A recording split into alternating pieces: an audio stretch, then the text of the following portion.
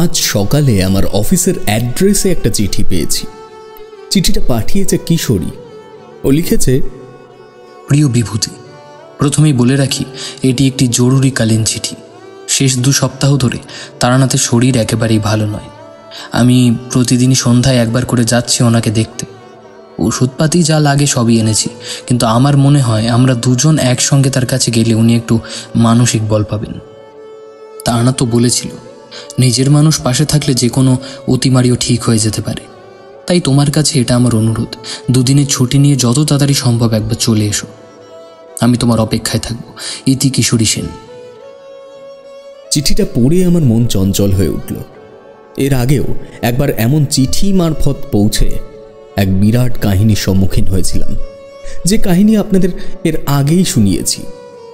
তারানাথের অসুস্থতা ব্যাপারটা মেনে নিতেও মনে কষ্ট হয়, কারণ তার গল্প শুনতে শুনতে এমন অনুভূতি অনেকবার হয়েছে যে তারানাথ তান্ত্রিক হয়তো স্বাভাবিক কোনো ব্যক্তি নয়। এমনকি এটা বললেও ভুল হবে না, বিচার বুদ্ধির বিপরীতে গিয়ে কখনো কখনো এটাও মনে হয়েছে সে হয়তো অবিনশ্বর। আমি সেদিনই সার্ভেয়ারের সাথে কথা বলে টানা 4 দিনের ছুটি জোগাড় করলাম। কলকাতায় পৌঁছে এক মুহূর্ত অপেক্ষা করিনি, সোজা কিশোরীর মেসের সামনে গিয়ে তাকে ডেকে পাঠালাম। কিশোরী ব্যস্ত হয়ে বেরিয়ে এলো, বলল, ভায়া, তুমি এসে আমার মান রাখলে। কাল সন্ধ্যায় আমি তারানাথকে দেখতে গিয়েছিলাম, তখনই বলে এসেছি যে ঠাকুরমশাই পরের দিন বিভূতিকে নিয়ে আসবো। যাক, তুমি একটু দাঁড়াও, আমি ধুতিটা বদলে নিই। বলে কিশোরী আবার দ্রুত পায়ে ভেতরে চলে গেল। মিনিট 5 মধ্যে ও তৈরি হয়ে এলে আমরা বেরিয়ে পড়লাম মঠ লেনের উদ্দেশ্যে। তারানাথের বাড়ির উঠোনে পড়ে থাকা শুকনো পাতা ও মোটা ধুলোর আস্তরণই গৃহস্বামীর অসুস্থতার পরিমাণে জানান দেয়, কারণ এ যাবৎ তার বাড়ির অবস্থা আমি এমন দেখিনি। উঠোন পেরিয়ে ঘরের সামনে গিয়ে দাঁড়াতেই দেখি তারানাথ একটা পাতলা কাঁথা গায়ে দিয়ে শুয়ে আছে। আমাদের পায়ের শব্দে দরজার দিকে ফিরল সে। অসুস্থ গলায় বলল, তোমরা দুজন এসেছো? তবে এসো, ভেতরে এসো। আমরা ভেতরে এলাম। আমি তারানাথের পাশে বসে প্রশ্ন করলাম, কি হয়েছে ঠাকুরমশাই? আপনার হঠাৎ এমন অবস্থা হলো কি করে? তারানাথ চুপ করে আমার দিকে চেয়ে রইল, কোনো উত্তর দিল না। কিশোরী একটা চেয়ার টেনে নিয়ে বসল। আমি আবার প্রশ্ন করলাম, কি হয়েছে ঠাকুরমশাই? শরীরটা কি খুব অসুস্থ লাগছে আপনার? এবার যা দেখলাম তা আরও বিস্মিত করল আমাদের। আমার প্রশ্নের সাথে সাথেই তারানাথের চোখের কোণ থেকে জল গড়িয়ে পড়ল অক্লেশে। উনি ব্যস্ত হাতে তা মুছে নিয়ে একটু উঠে বসার চেষ্টা করতেই কিশোরী বলল, ওঠার দরকার নেই ঠাকুরমশাই, এভাবে আপনাকে আর দেখতে পারছি না। যদি একান্তই নিজের মনে করেন তাহলে কিছু হয়ে থাকলে বলুন। তারানাথ পিঠের নিচে মাথার বালিশটা হেলান দিয়ে উঠে বসল। তারপর বলল, প্রথমেই তোমাকে কৃতজ্ঞতা জানাই কিশোরী, কারণ তুমি কথা অনুযায়ী আজ বিভূতিকে নিয়ে আমার কাছে এসেছো। তোমাদের দুটিকে একসাথে দেখলেও মনে একটা বল পাই। বয়সের ঘেরাটোপে এমনভাবে বিধ্বস্ত হয়েছি যে শারীরিক শক্তির সাথে মনের জোরটাও সেদিনের পর থেকে একেবারে চলে গেছে। তারানাথের গলাটা আবার একটু কাঁপল। বললাম, কোন দিনের কথা বলছেন ঠাকুরমশাই? কি হয়েছে আসলে একটু খুলে বলবেন? তারানাথ মাথা নেড়ে বলল, বলবো, তোমাদেরই অপেক্ষা করছিলাম। ঠিক ভুলের অনেক দর কষাকষির পর সিদ্ধান্ত নিলাম এই ঘটনা না বললে আমার মনের বাস্তবিক অবস্থার কোনো পরিবর্তন হবে না। আর সত্যি কথা বলতে ওষুধপাতি খেয়ে বেঁচে থাকার থেকে না থাকাটাই আমার কাছে শ্রেয়। এ আমার ধাতে সয় না। কিশোরী ভ্রুকুটি করে বলল, না থাকাটাই শ্রেয় বলতে?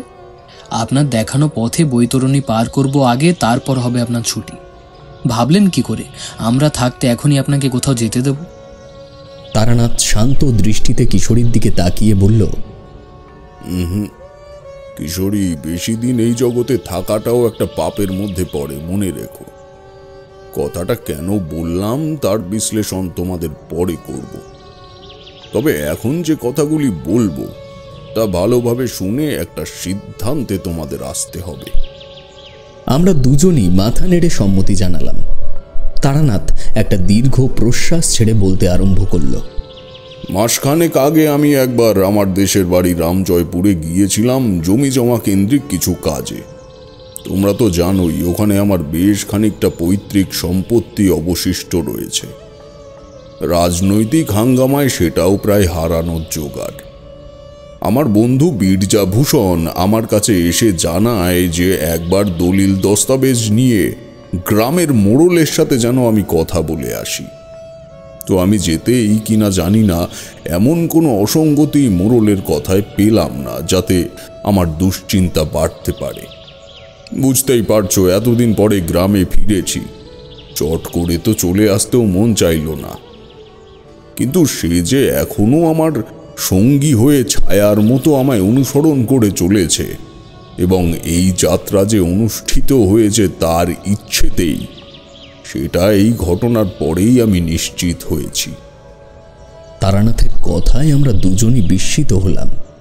কিশোরী বলল, কার ইচ্ছের কথা বলছেন ঠাকুরমশাই?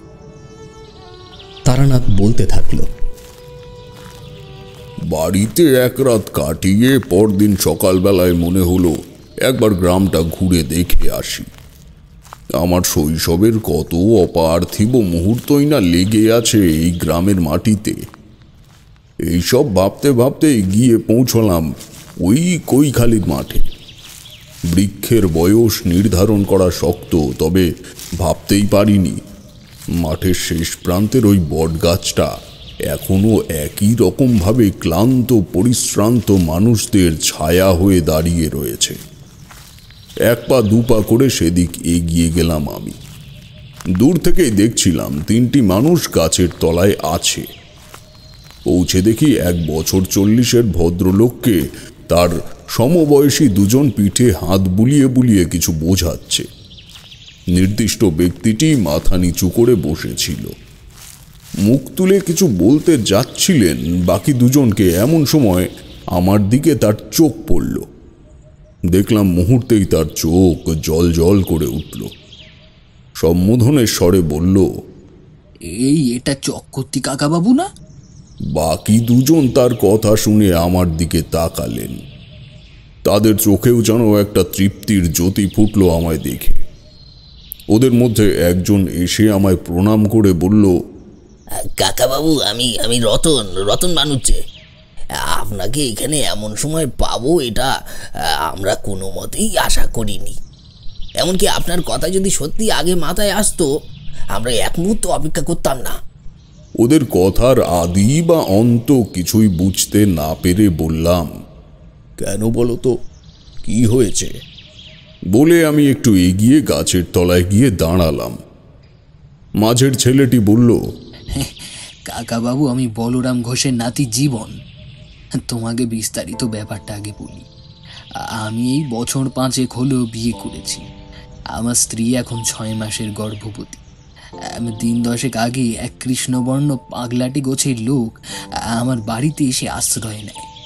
রাতের বেলা তাকে খাবার দিতে গিয়ে তার মুখে এক আশ্চর্যজনক ঘটনা শুনলাম।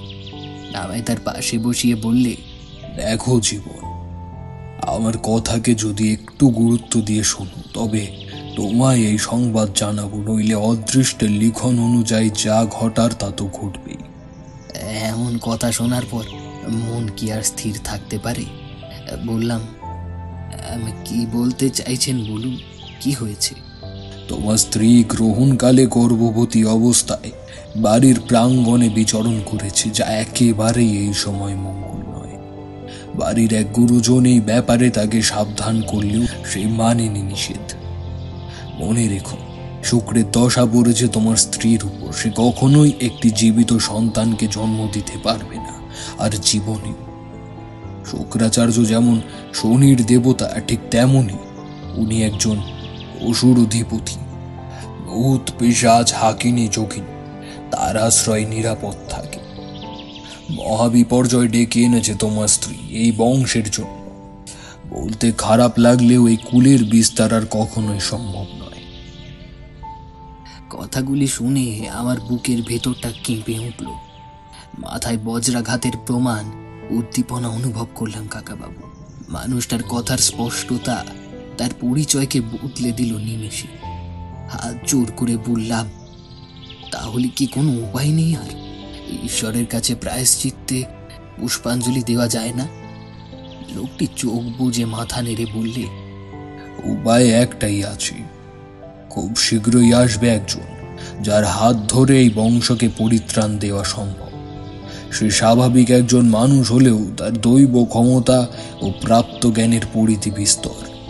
বহু গুণী মানুষের আশীর্বাদ প্রাপ্ত সেই অবতার। এই কথা বলে উনি আমায় আরো বিভ্রান্তিতে ফেলে দিলেন। আপনি বলুন, কোথায় পাবো আমি এমন মানুষ? কাকাবাবু, আপনি তো শুনেছি তন্ত্র মন্ত্র নিয়ে স্বল্প বিস্তর চর্চা করেন। আমার আপনার কাছে একটাই অনুরোধ, একটিবার আমার সাথে আমার বাড়িতে চলুন। ওই ব্যক্তি এখনো রয়েছে সেখানে। উনি কি বলতে চাইছেন আশা করি আপনি তার পরিভাষা এক বাক্যে বুঝতে পারবেন। কথাগুলো শুনে আমি বিস্মিত হলাম। উক্ত বর্ণনার সাথে আমার অতীতের মিল আছে অনেকটাই। শুধু অবতার কথাটায় আমার সাথে মিল পাইনি আমি, কারণ যাকে তাকে তো আর অবতার বলে সম্বোধন করা যায় না। তবুও সিদ্ধান্ত নিলাম আমি জীবনের সাথে তার বাড়িতে যাব। হাজার হোক নিজের গ্রামের ছেলের এমন একটা বিপদের প্রস্তাব কানে এলে মনের ভেতরে বেদনা আর উদ্বেগ হওয়াটা খুবই স্বাভাবিক। ওদের তিনজনের চোখেই একটা ভরসার প্রতিচ্ছবি পরিষ্কারভাবে ফুটে উঠেছে দেখে আমি আর এক মুহূর্তেও তাদের দুশ্চিন্তায় রাখলাম না। বললাম, আচ্ছা বেশ, চলো আমি তোমাদের সাথে যাব। ব্যাপার যেটুকু বুঝলাম, সত্যিই তোমার স্ত্রী এক অমার্জিত ভুল করে ফেলেছে। জানি না এর থেকে পরিত্রাণ কিভাবে সম্ভব। চলো দেখি। কৈখালির মাঠ পেরিয়ে দক্ষিণ দিক বরাবর হাঁটলে দেখা যায় দিগন্ত বিস্তৃত চাষের জমি। এবার গিয়ে দেখলাম সেই জমির উপরে একটি ফাঁকা স্থানে মাথা উঁচু করে দাঁড়িয়েছে একটা দোমহলা জমিদার বাড়ি। জমিদার বাড়ি বললাম কারণ সেকালের জমিদার বাড়িগুলোর কিছু জিনিসের সাদৃশ্য ছিল চোখে লাগার মতো। যেমন প্রধান ফটকের দুপাশে দুটি পাথরের সিংহ তো থাকতই, তার সঙ্গে প্রাঙ্গণের ঠিক মাঝখানে থাকতো একটা ক্ষুদ্র জলাশয়কে কেন্দ্র করে ছোট্ট ফোয়ারা। এই দ্বিতীয় জিনিসটা সত্যি সেকালে অবাক করার মতো এক আবিষ্কার ছিল। এখন তো কত ধরনের ঝর্ণা বা ফোয়ারা হামেশায় দেখা যায়। বাড়িটা দূর থেকে দেখে চক্ষু প্রেমে পড়ে গেলেও ফটকের ভেতরে প্রবেশ করতেই একটা তীব্র বিকর্ষণ অনুভব করলাম। মন দিয়ে শোনো যা যা বলছি। এ কিন্তু বেশি আগের কথা নয়, মাত্র কয়েকদিন পূর্বের কথাই বলছি তোমাদের। দৃষ্টি সজাগ রেখে জীবনকে অনুসরণ করে অন্দরমহলের সামনে গিয়ে দাঁড়ালাম। জীবন বললে, কাকাবাবু, উনি বাড়ির পেছনে গোয়াল ঘরে আছেন। অনেক অনুরোধ সত্ত্বেও গৃহ প্রবেশ করেন। আসুন, আমার সাথে আসুন। আমি তাকে অনুসরণ করলাম। গোয়াল ঘরে পৌঁছে যাকে দেখলাম তাকে দেখার পর আমার ব্রহ্ম মস্তিষ্কে দারুণ বেদনা বোধ করলাম। এই মানুষটি আমার চেনা, এবং শুধু চেনা নয়, তার সাথে পরিচয়ের প্রতিটা মুহূর্ত আমার পুঙ্খানুপুঙ্খভাবে মগজস্থ। দারুণ কৌতূহলে কিশোরী প্রশ্ন করল, কে ঠাকুরমশাই? আমার বাল্যকালে কৈখালির মাঠে দেখা সেই বিচিত্র পুরুষ, সেই বরাহ পালক, অর্থাৎ স্বয়ং কাল ভৈরব যে ব্যক্তির ভেতরে বিরাজ করেছিলেন। অজান্তেই আমার হাত ললাট স্পর্শ করল তার সামনে। জীবন অবাক হয়ে চেয়ে রইল আমার দিকে। সামনের মানুষটি পুরো ব্যাপারটাকে নিছক ভ্রান্তিতে প্রমাণ করার চেষ্টা করে বলল, আরে আরে, প্রণাম করছো কাকে? এদিকে এসে বসো, তোমার অপেক্ষাতেই ছিলাম। আমার অপেক্ষাতেই ছিলেন বলতে? ওরে পাগল, আমি তো নিজে হাতে সব করতে পারিনি। দরকার হয় একজন উপযুক্ত মাধ্যমকে। তুই তো এই গ্রামেরই ছিলে এবং একজন সফল তান্ত্রিক না হলেও তুই একজন ভালো মানুষ। হ্যাঁ, আচ্ছা, তোরা দুজন এদিকে এসে বসতো, তারপর সবটা বলছি। আমি সত্যি অবাক হলাম ওনার কথা শুনে। এমনভাবে অভিনয়ের সুরে সমস্তটা বললেন যে জীবন কেন, আমারও একটা কৌতূহল সৃষ্টি হলো তার প্রতি। আমিও জীবন তার পাশে গিয়ে দুটি আলাদা ইটের উপরে বসলাম। উনি বললেন, জীবনের অনাগত সন্তানটি বিপদগ্রস্ত, হয়তো ভূমিষ্ঠ হওয়ার আগেই সে মাতৃগর্ভে প্রাণ হারাবে। তবে এতে কিন্তু তার কোনো পাপ নেই। যে গর্ভের বর্তমান ভ্রূণ সেই গর্ভধারিণী এই ভবিষ্যতের জন্য দায়ী। তুমি যদি একটু উপকার করো তবে হয়তো গৃহমাতা ও তার সন্তানকে পাপ মুক্ত প্রদান করে যেতে পারি। যদিও শুক্রাচার্যের রোষানলে সবকিছুই মুহূর্তের মধ্যে ভস্মীভূত হয়ে যাওয়া সম্ভব, তবু আমার বিশ্বাস ওই শুক্রের কৃপা দৃষ্টিকে অতি সহজেই লভ্য করা যেতে পারে। বেশি কিছু নয়, আমার কথা অনুযায়ী প্রতিটি পদক্ষেপ মেনে যদি আরাধনা করা যায় তবে আমি নিশ্চিত পরিত্রাণ দেখতে পারছি অদূর ভবিষ্যতে। কাপা কাপা গলায় বললাম, বাবা, আমি এই কার্য আপ্রাণে নিজের হাতে করতে চাই, কিন্তু আমি কি পারবো? মানে বহুকাল আধ্যাত্মিক জীবন ত্যাগ করে বৈষয়িক জীবনের সঙ্গী হয়েছি বাবা। এখনো কি আমার মধ্যে সেই পূর্ণ পবিত্রতা বিরাজমান?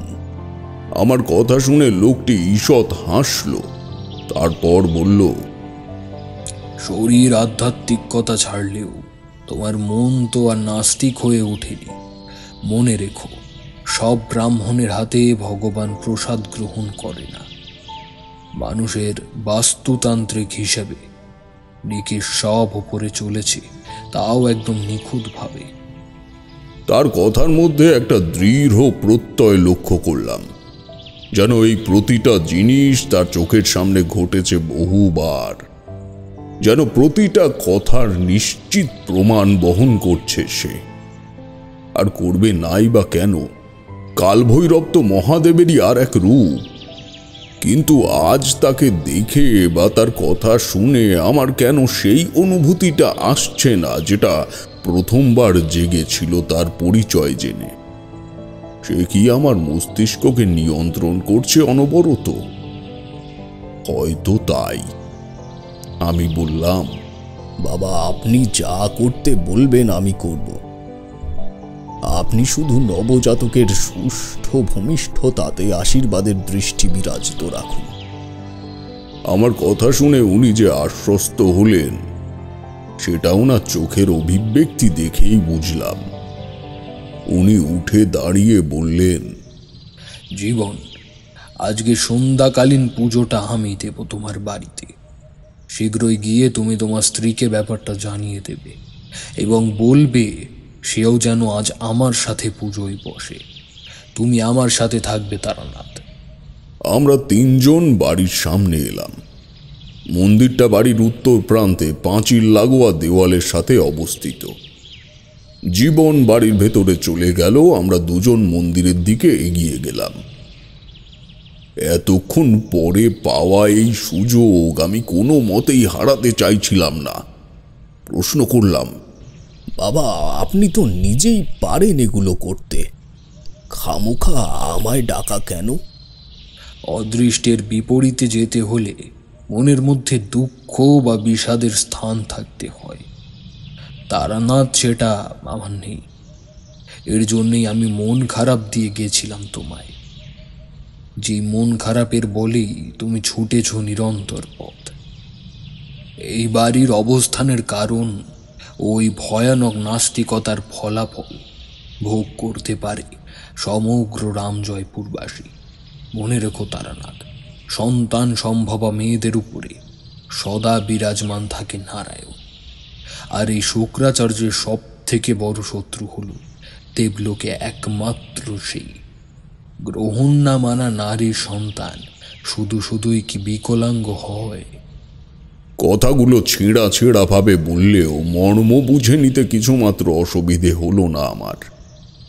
এটুকু বুঝতে পারলাম অক্লেশেই আমার উপরে এত বড় দায়িত্ব উনি দেননি। নিশ্চয়ই এই তারানাথ তান্ত্রিকের মধ্যে কিছু একটা উনি খুঁজে পেয়েছেন।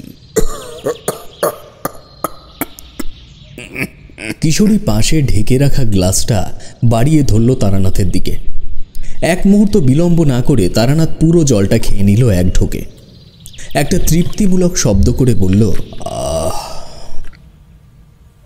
আমাকে মন্দিরের বারান্দায় বসতে বলে মহাপুরুষ স্নান করতে গেলেন। আমি আনমনেই মন্দিরের বারান্দায় বসে বাড়ির ছাদের দিকে তাকালাম।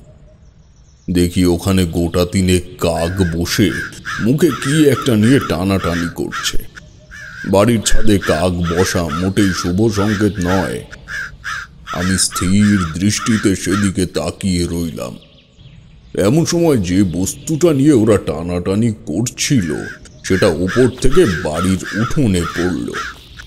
এবার আমি সেদিকে এগিয়ে গেলাম। নির্দিষ্ট স্থানে পৌঁছে দেখি একটা পচা মাছের মাথা উঠোনে পড়ে কয়েক খণ্ড হয়ে গেছে। ওইটুকু জিনিসের বিশ্রী পচা গন্ধে দাঁড়িয়ে থাকার উপায় নেই। ঘটনার অলৌকিকতা আরো বাড়ল যখন ওই কাক তিনটে আমায় তোয়াক্কা না করেই তীরের গতিতে আমার সামনের থেকে ওই পচা টুকরোগুলো ঠোঁটে বাঁধিয়ে নিয়ে আবার চলে গেল। আমি খানিক পিছিয়ে এলাম। ঠিক তখনই জীবন ঘর থেকে বেরিয়ে এসে বলল, কাকাবাবু, দেখেছেন মানসিক বিকৃতি কতটা হয়েছে?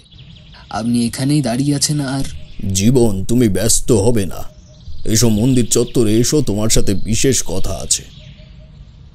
আমি কাকের ঘটনাটা আর উল্লেখ না করে বললাম, আচ্ছা জীবন, তোমার বিয়ে হয়েছে কোন গ্রামে?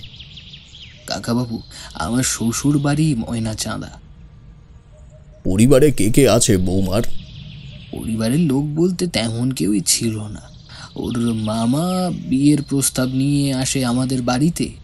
আমি শুনেছি বিয়ের আগে ওই গ্রামে ও একাই থাকতো। আমার বাবা ছিলেন খুব জনদরদি মানুষ। প্রস্তাবটি আসার পর আর অপেক্ষা করেন। আমিও আপত্তি করিনি, কারণ বাবার ওপরে কথা বলতে শিখিনি ছোট থেকে। তাছাড়া এমন সময় ওই কৃষ্ণবর্ণ ব্যক্তি এসে হাজির হলেন। বললেন, যাও জীবন, বৌমাকে নিয়ে এসো, সূর্যাস্তের সময় হলো বলে।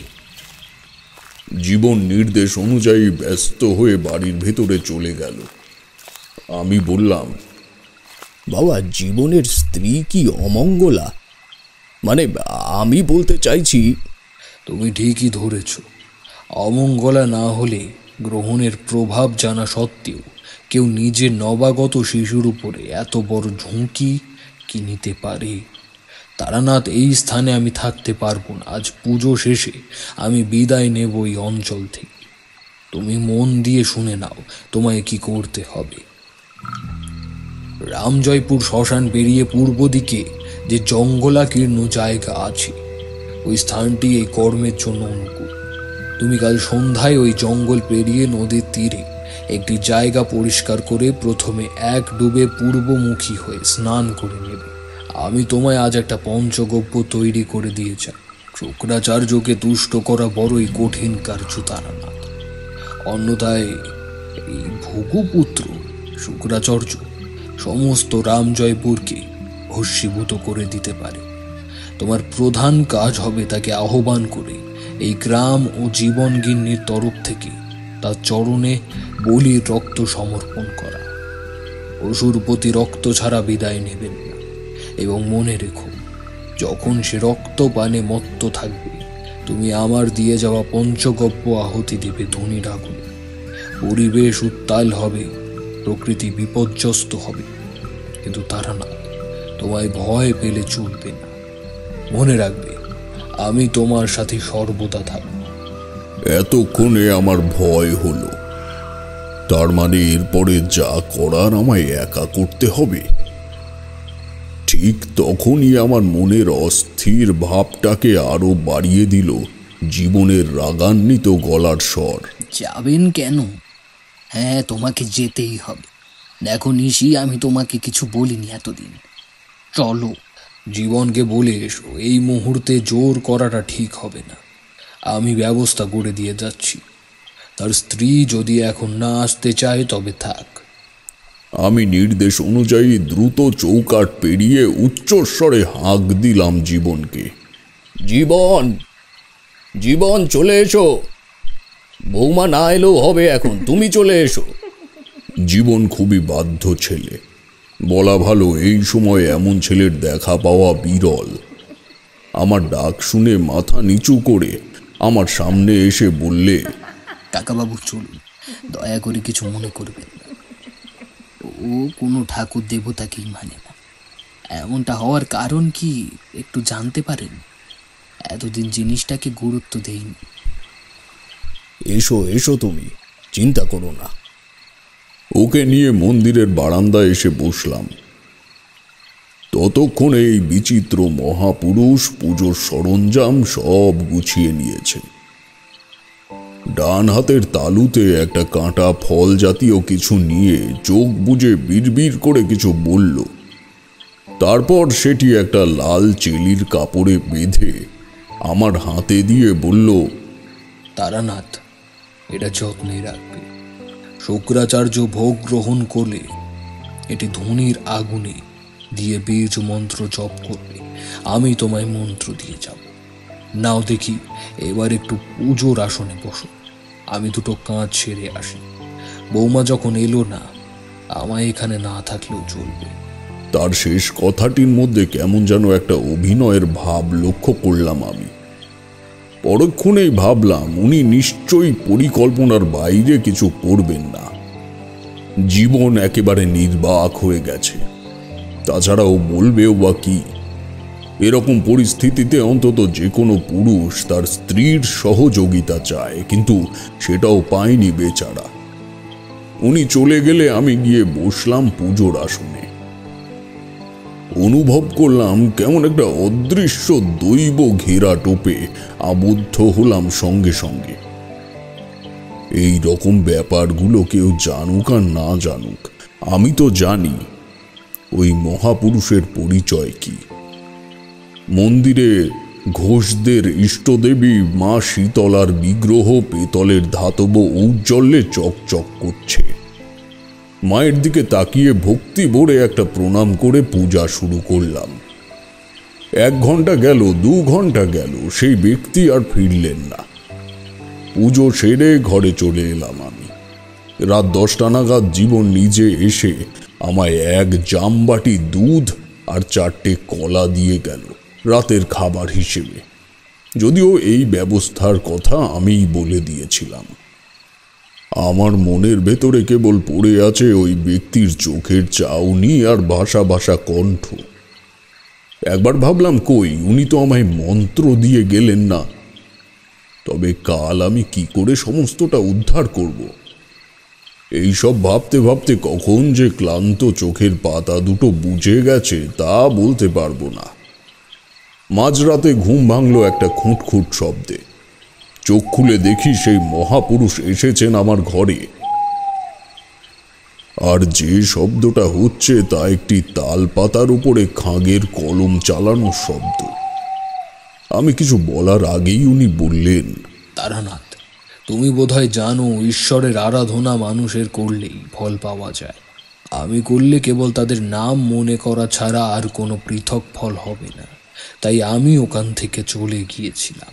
তোমায় মন্ত্র দিয়ে গেলাম তারানাথ। যা যা বলেছি রীতি মেনে সমস্তটা সম্পূর্ণ করবে, এটাই আমার একমাত্র আর্জি। পঞ্চগব্যটা কিন্তু কোনো মতেই ভুলো না। এমন সময় একটা বিকট শব্দে আমার ঘুম ভেঙে গেল। শব্দটা কোনো নিশাচর প্রাণীর, তবে মনে করতে পারলাম না সেটি কি। পরক্ষণেই হতাশ হলাম, এটা ভেবে যে এতক্ষণ আমি যে ঘটনার মধ্যে ছিলাম তা আসলে স্বপ্ন। প্রাকৃতিক দুর্যোগের কারণে বৈদ্যুতিক সংযোগ বিচ্ছেদ হয়েছে আমি এসে থেকেই দেখছি। আমি মাথার পাশে রাখা হ্যারিকেনের আলোটা একটু বাড়িয়ে বিছানার থেকে নামলাম। সময় আন্দাজ ছিল ভোর 4টে কি 4:30 মতো। আমি ঘরের একমাত্র জানলাটা খুলে দিয়ে আবার বিছানায় ফিরে আসতে যাব, এমন সময় দেখলাম মেঝেতে পড়ে আছে একটি তাল পাতার পুঁথি। বিস্ময়ে আমার শরীর ঠান্ডা হয়ে এলো। তৎক্ষণাৎ সেটি তুলে নিয়ে হ্যারিকেনের সামনে ধরে দেখলাম সত্যি স্বপ্নে দেখা সমস্ত ব্যাপারটাই এই ঘরে ঘটেছে, কিন্তু আমার সেই ঘটনায় আপেক্ষিক উপস্থিতি ছিল না। এমন অলৌকিকতা কি আর সাধারণ মানুষের পক্ষে ঘটানো সম্ভব? তার পরিচয় জানা সত্ত্বেও সত্যি বলছি, যতক্ষণ মানুষটি সামনে ছিল একবারের জন্যও মনে হয়নি যে সে মানবকুলের অংশই নয়। এমন সময় একটা চাপা উত্তেজনার কথোপকথনে আমার চটকা ভাঙল। শব্দটা আসছে আমার ওই খোলা জানলার দিক থেকে। আমি সন্তর্পণে জানলার পাশে গিয়ে দাঁড়িয়ে কিছুক্ষণ মনোযোগ দিয়ে শোনার চেষ্টা করলাম। তোমাদের আগেই বলেছি, এই বাড়ির চতুর্দিগন্তে কেবল মাঠ আর মাঠ, ফলে তেমনই যদি হয় যারা কথা বলছে তাদের আমার দেখতে পাওয়ার কথা। এবার বুঝলাম কথা হচ্ছে দুজন, একটি ছেলে ও একটি মেয়ের মধ্যে। বোঝার চেষ্টা করো বাসন্তী, আমার সন্তান ওটা, আমি কিভাবে? তোমার সন্তান হয়ে গেলে একই সাথে তোমার স্ত্রীর সাথেও তো তোমার ভাব জমবে। তুমি মনে রেখো, আমি আর কখনো এখানে আসবো না। তাহলে বুঝতে পারছো না কেন তুমি? এই কণ্ঠ আমার চেনা, জীবন কথা বলছে, কিন্তু এত ভোরে বাড়ির পেছনে গিয়ে ও কি করছে? বিদ্যুৎ ঝলকের মতো মাথায় এলো, একবার জীবনের ঘরের সামনে গিয়ে আমার দেখার দরকার। সে যদি সত্যি বাইরে থাকে তবে তার ঘরের দরজা খোলা থাকবে, কারণ আমি এখন মায়া জালে নিরন্তর পড়ছি। এটা ভুলও হতে পারে। তবে তার ঘরের সামনে গিয়ে যে দৃশ্য দেখলাম তাতে আমার এই যাবতের বিচার বুদ্ধি সমস্তটাই ওলট পালট হয়ে গেল। অনুমান অনুযায়ী জীবনের ঘরের দরজা খোলা এবং এলো চুলে খোলা জানলা দিয়ে ঠিক আমার মতোই জীবনকে বাইরে আবিষ্কার করতে চাইছে একটা গর্ভবতী মেয়ে। তোমরা বোঝো, সমস্ত ব্যাপারটা এতক্ষণ যে সুতোয় বাঁধা ছিল তা শুধু ছিঁড়েই যায়নি, তার জট এমন পাকিয়েছে যে আমার একার পক্ষে নিষ্পত্তি করা তখন প্রায় অসম্ভব ব্যাপার। আমার মনে হলো এই মুহূর্তে এই মেয়েটির সাথে একবার কথা বলা দরকার। হয়তো আমি এখনো আসল ঘটনার থেকে অনেক দূরে। আমি একটু গলা ঝাড়লাম। মা, তোমার সাথে একটু কথা বলার ছিল। মেয়েটি চমকে উঠে আমার দিকে তাকালো। দিনের আলো তখন পুরোপুরি না ফুটলেও দিবা পূর্বের ম্লান আভা ও ঘরের হ্যারিকেনের আলো মিশ্রিত হয়ে চারপাশটা যথেষ্ট পরিষ্কার হয়ে আছে। আমায় দেখে মেয়েটি ঘোমটা টানলো মাথায়। এবার ভালো করে দেখলাম তাকে। মেয়েটিকে কুৎসিত বললেই হয়তো সঠিক উপমা দেওয়া হবে। গায়ের রং তামাটে এবং নাকের মাথাটা অপেক্ষাকৃত মোটা। লক্ষ্য করলাম চোখের থেকে অবিশ্রান্ত জল গড়িয়ে চলেছে। বললাম, মা, বলো তো আসলে ব্যাপারটা কি? মেয়েটি খানিক চুপ করে থেকে ভাঙা গলায় বলল, ঠাকুরমশাই, এখন আপনি ঘরে যান, ও এখনই চলে আসবে। আমি সুযোগ বুঝে আপনাকে সমস্তটা লিখে দিয়ে আসব। মুখে বলার মতো সময় আমাকে দেওয়া হয় না। আমি অপেক্ষায় থাকব। শুধু একটা অনুরোধ, আমায় দুপুরের আগে সবটা জানাতে পারলে পরবর্তী প্রক্রিয়ায় আমার সুবিধা হবে। বলে আমি চলে গেলাম আমার ঘরে। অপেক্ষা বেশিক্ষণ করতে হলো না। সকাল 10টা নাগাদ আমায় খাবার দিতে আসার নাম করে মেয়েটি আমার ঘরে এলো। গরম গরম লুচি আর তরকারির থালার নিচে দিয়ে গেল একটি চিরকুট। আমি খাবার থালাটি সরিয়ে রাখলাম, কারণ সেদিন আমায় জল স্পর্শ করলে চলবে না। চিরকুটটি খুলে পড়লাম সবটা। তাতে লেখা আছে, ঠাকুরমশাই, আমার মতো অবাকের কথা কেউ যে শুনতে চাইবে এটা আমি ভাবিনি। এই বাড়িতে আমায় কি হিসেবে বউ করে আনা হয়েছে জানি না, তবে আমি একটু সুখে নেই। এই বাড়িতে প্রতিটা মানুষের লক্ষ্য আমার গর্ভে ধারণ করা সন্তানের ওপর। এছাড়া আর কোনো বিষয়ে তাদের কোনো ভ্রুক্ষেপ নেই।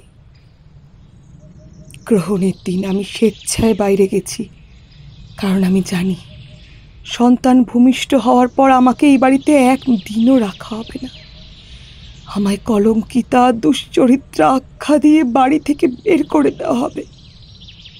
এবার আপনি বলুন তো, যে মানুষটির সন্তানকে আমি গর্ভে ধারণ করেছি তার রোজ রাতের পর মহিলার গভীর প্রণয় আর আমার সাথে দিন রাত অকথ্য অত্যাচার ও কটু মন্তব্য করার পরও আমি কিভাবে নিজের মাতৃত্ব বা বিবেককে অনড় রাখতে পারি? আমি কুৎসিত বলে, আমায় দাসী শ্রেণীর মেয়ে বলে ভুল করেছে ওরা। তারা জানেও না আমার আসল পরিচয় কি। যদি আমায় নিজের মেয়ের মতো মনে করেন, দয়া করে এই জীবন ঘোষের মুখোশটা ছিঁড়ে গ্রামের লোকের সামনে প্রকাশ করে। কথাটি শেষ করতে না পারলেও আমার বুঝতে বাকি রইল না। এবার তোমরাই বোঝো সম্পূর্ণ ব্যাপারটা কোন জায়গায় এসে দাঁড়ালো। তবে ওনার পরিকল্পনা আসলে কি ছিল তা ঘটনা শেষ না হলে, না শুনলে বুঝতে পারবে না।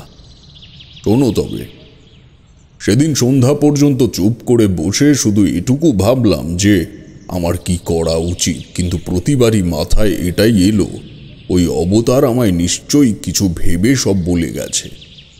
আমি আগে সেইটুকুই করব যেটুকু নির্দেশ আমি পেয়েছি।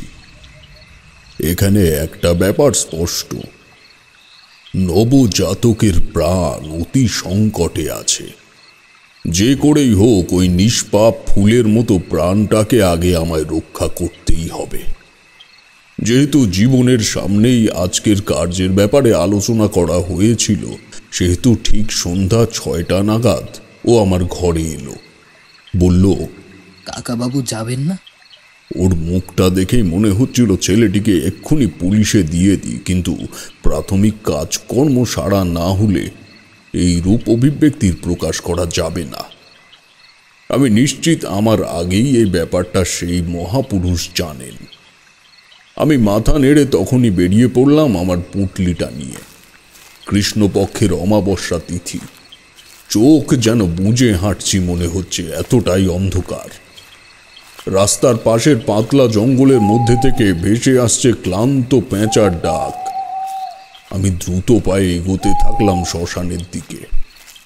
রামজয়পুরের এই শ্মশানে আর মৃতদেহ দাহ করা হয় না, সেটা উক্ত স্থানে পৌঁছেই বুঝতে পারলাম। কোমর পর্যন্ত আগাছার জঙ্গল গজিয়েছে শ্মশান চত্বরে। আমি চত্বর পেরিয়ে বাবার কথা মতো পা রাখলাম তার পাশের জঙ্গলাকীর্ণ অঞ্চলে। অমাবস্যার রাতে জঙ্গলের মধ্যে হাঁটার থেকে কঠিন কাজ বোধহয় আর কিছু হয় না। কোথায় পা রাখছি, আমার থেকে কত দূরত্বে কোনো বনস্পতি মাথা উঁচু করে দাঁড়িয়ে আছে, কোনো কিছুই ঠাউর করার উপায় নেই। বেশ কয়েকবার বাধা পেলাম এরকম কয়েকটি গাছের কাণ্ডে।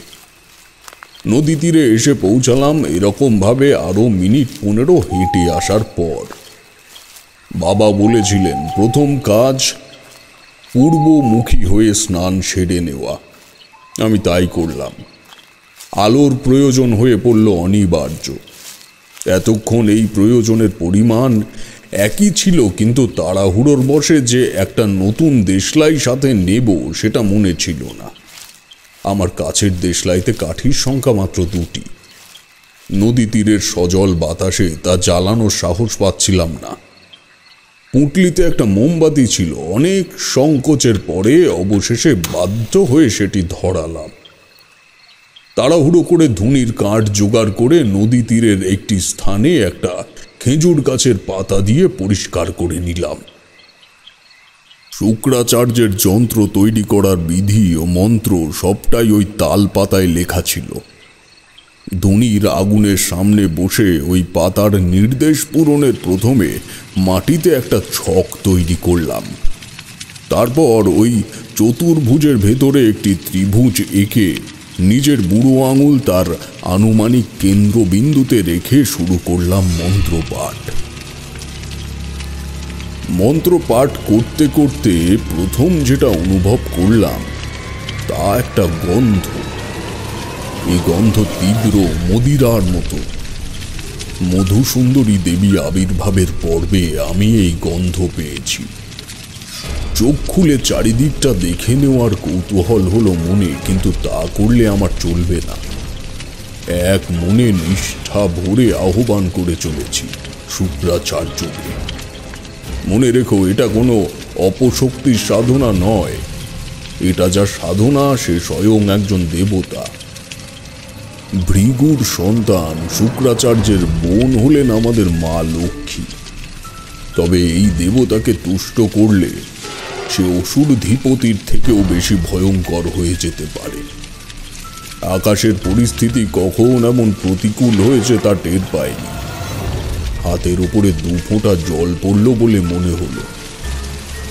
এমন সময় এক বিশাল গর্জনে জানান দিল আকাশ তার বর্তমান অবস্থার।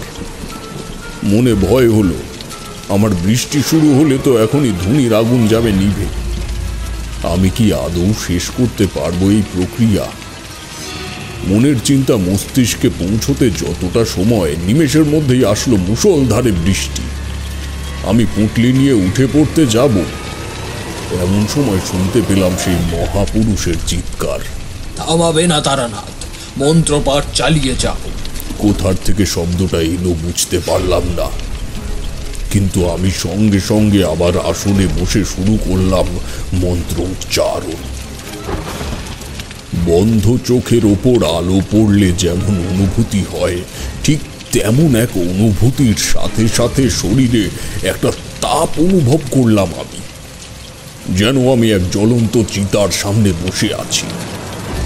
সেই তাপের পরিমাণ এত বাড়ল, আমি আর কৌতূহল চেপে রাখতে পারলাম না।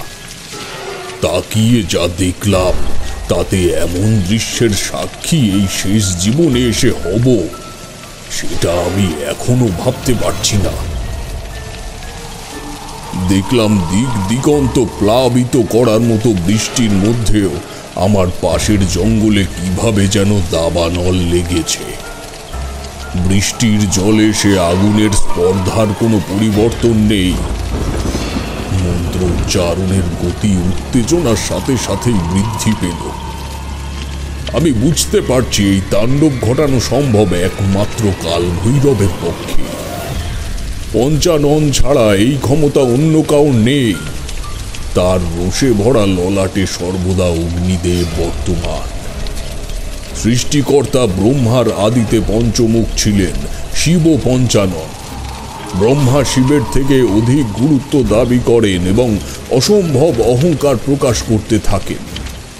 ক্রুদ্ধ শিব ব্রহ্মার পঞ্চম মস্তকটি কর্তন করেন।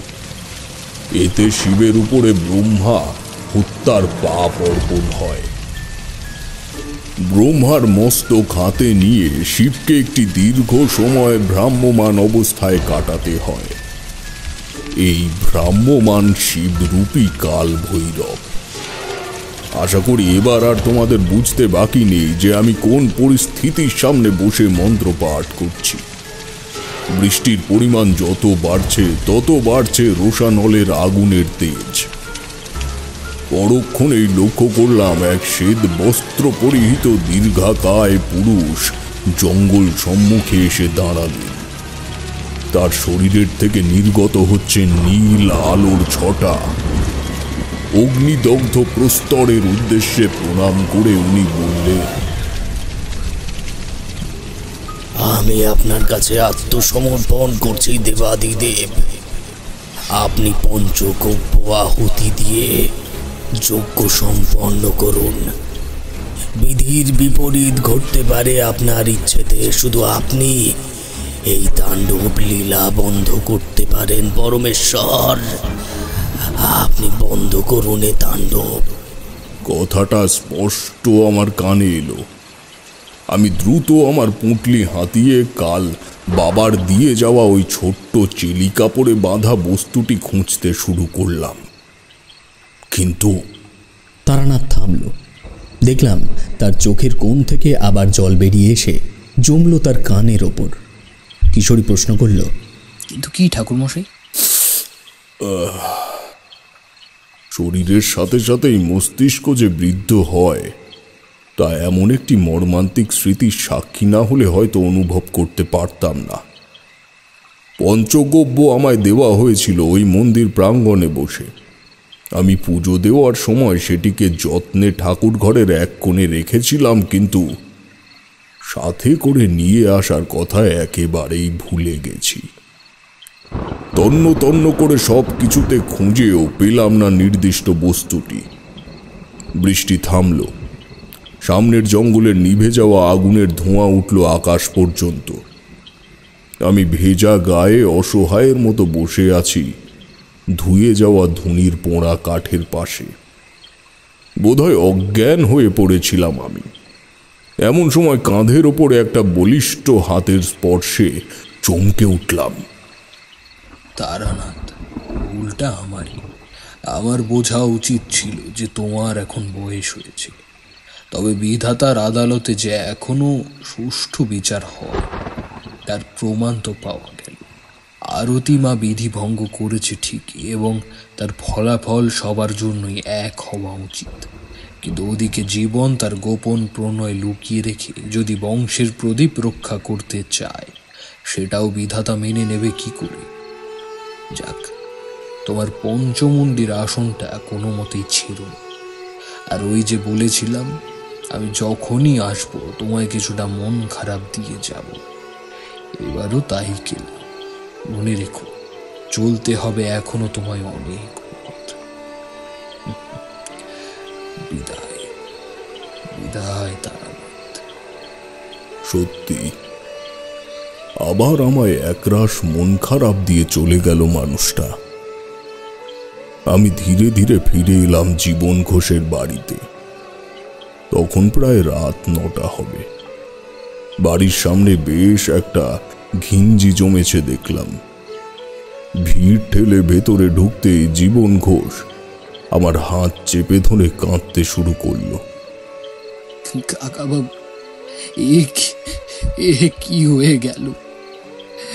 একসাথে 3টে মানুষ চলে গেল আমায় ছেড়ে। এটাই কি আমার নিয়তি ছিল কাকাবাবু? এটাই কি তবে নিয়তি ছিল?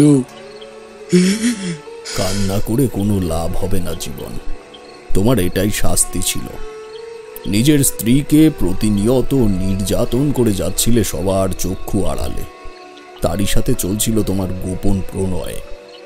লোকের সামনে বলতে আপত্তি নেই, আজ তোমার বলা মিথ্যের শাস্তি ভোগ করেছো তুমি, এবং বাকি সারা জীবন এটা ভোগ করতে হবে তোমায়। আমি তো কোন ছাড়, যে তোমার বাড়িতে আগে এসেছিল উনি তোমার নারী নক্ষত্র কুণ্ডলী সব জানত। তোমার অভিনয়ের সাথে তাল মিলিয়ে তাকেও মিথ্যের আশ্রয় নিতে হয়েছিল শুধু ওই নিষ্পাপ সন্তানটিকে রক্ষা করার জন্য। তবে কি বলতো, অদৃষ্টের লিপি এ কি করে খণ্ডায়? তারানাথ চোখের কোণায় নেমে আসা জল মুছে নিয়ে বলল, আর একজন হলো জীবনের গোপন প্রণয়ী। বাড়ির পেছন দিকের মাঠে তাকে মৃত অবস্থায় আবিষ্কার করে গ্রামের এক কৃষক। যেই মেয়ে সমস্তটা জেনেও একটি গর্ভবতী মেয়ের পাশে দাঁড়াতে পারে না, তার পরিণতি তো এটাই হওয়া উচিত, কি বলো? জাত সাপের কামড়ে মারা গেছে মেয়েটি। কিন্তু আমার ওই একটা ভুলের আদলে একটি নবাগত শিশু ভূমিষ্ঠ হতে পারল না। ওই ভুলটা যদি না করতাম তবে হয়তো আরতি বা তার সন্তান কাউকেই চলে যেতে হতো না। ঈশ্বরের কি লীলা দেখো! মৃত শিশুর যন্ত্রণা এমন বিদ্রোহী অপমান সহিষ্ণু মা কি সহ্য করতে পারে? তাই তার আগেই দুজনকে একত্রে তাদের বাহুডোরে আগলে নিলেন। আর নয়, বুঝলে কিশোরী, আমার দ্বারা বোধ হয় এসব আর হবে না।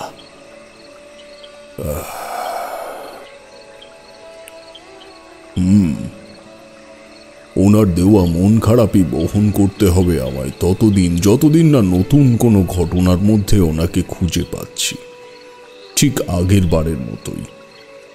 আমি ঠিক করেছি সুস্থ হয়ে উঠলে বেশ কয়েকদিনের জন্য রামজয়পুরে গিয়ে থাকবো। মনটা খুব টানছে আমায়। আজ তোমাদের দুজনের সামনে কথাগুলো বলতে পেরে নিজেকে সত্যি একটু হালকা লাগছে। আমার একটা অনুরোধ আছে তোমাদের কাছে, রাখবে? তোমরা কোনোদিনও আমায় ছেড়ে যেও না। অন্তত সপ্তাহে একবার আমার সাথে এসে দেখা করো। ঘটনাটা শুনেই বুঝতে পারছো এইবার তারানাথ তান্ত্রিক সত্যি বৃদ্ধ হয়েছে।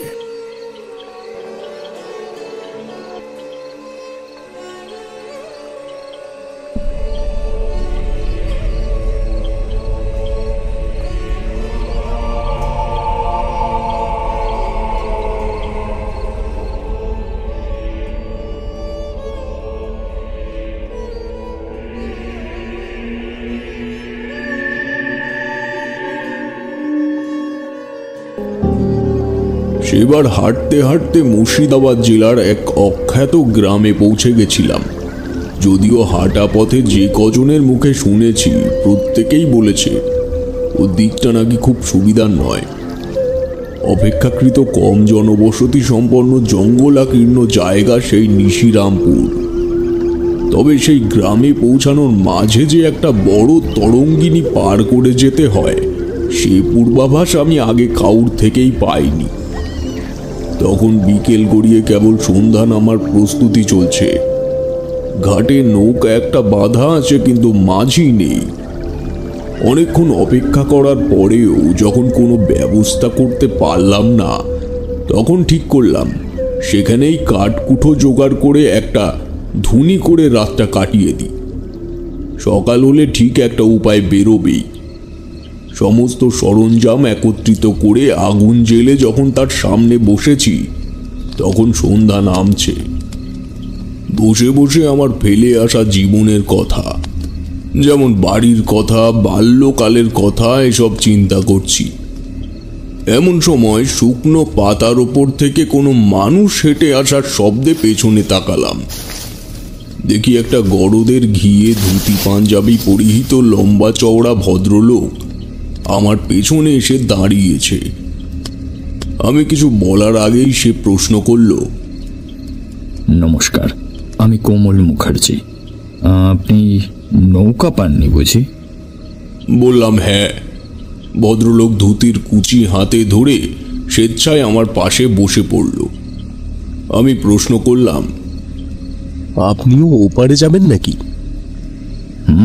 সেজন্যই তো এখানে এলাম।